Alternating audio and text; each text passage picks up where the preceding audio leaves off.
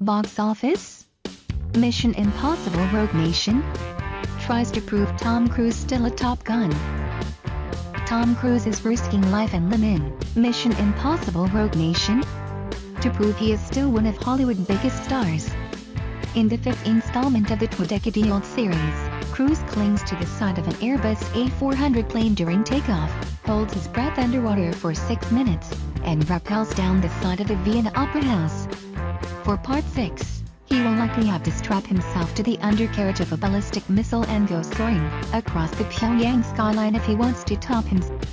Despite his willingness to risk doing some damage to that beautiful barrel chest, Mission Impossible Rogue Nation may struggle to bring in crowds. The action-adventure is on pace to open to $40 million, a soft opening considering the franchise's long history and its hefty $150 million pricetag.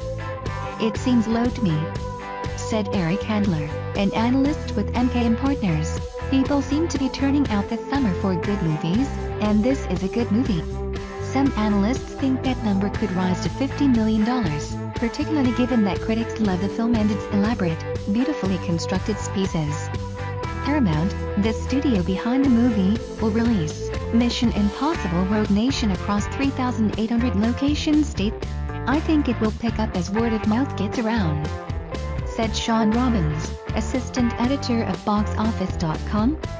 "It seems like it could stick around well into August, because Cruise's Ethan Hunt and his IMF team like to rack up frequent flyer miles, hopping from Morocco to Austria to the UK, all while tracking a shadowy organization hellbent on mucking about with the global economy and assassinating world leaders. The film should play well overseas. Mission Impossible Rogue Nation will bow in 40 international countries this weekend, including Mexico, Australia and if the domestic opening weekend fails to pass $50 million, expect Monday morning quarterbacking about whether Cruise is sliding off the A-list given that his more recent pictures, Edge of Tomorrow and Oblivion, failed to generate much heat at the box office.